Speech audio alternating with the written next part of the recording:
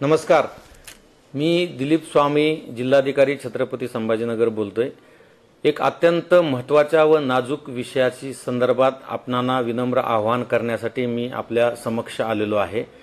आपल्या जिल्ह्यामध्ये मुलींच्या जन्माचं प्रमाण सातत्याने कमी होत आहे आणि अतिशय चिंतेची बाब ही आहे की हे असमानता जी आहे ती उद्या भविष्यामध्ये सामाजिक प्रश्न निर्माण करणारी आहे।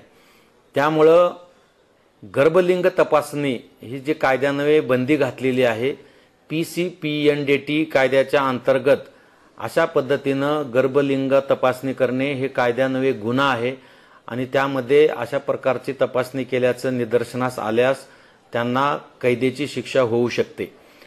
सद्यस्थितीमध्ये छत्रपती संभाजीनगर जिल्ह्यामध्ये ग्रामीण आणि शहरी भागामध्ये काही असामाजिक संघटना किंवा असामाजिक व्यक्ती यांच्याकडून चोरून छपून ट्रॅक्टरमध्ये, ट्रकमध्ये किंवा ॲम्ब्युलन्समध्ये गर्भलिंग तपासणी करत असल्याची प्राथमिक माहिती प्रशासनाला मिळालेली आहे।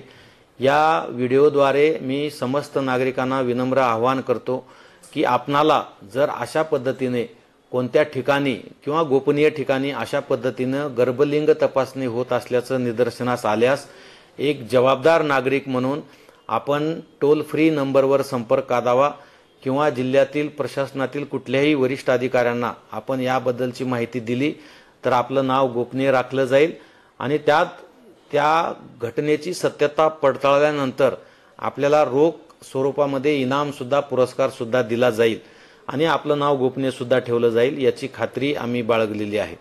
त्यामुळे आपण निश्चिंतपणे अशा असामाजिक प्रवृत्तीला आळा घालण्यासाठी समोर या आणि टोल फ्री क्रमांक 1800233475 1800233475 या टोल फ्री क्रमांकावर आपण संपर्क साधावा अशी विनंती मी आपणा सर्वांना करतो। धन्यवाद।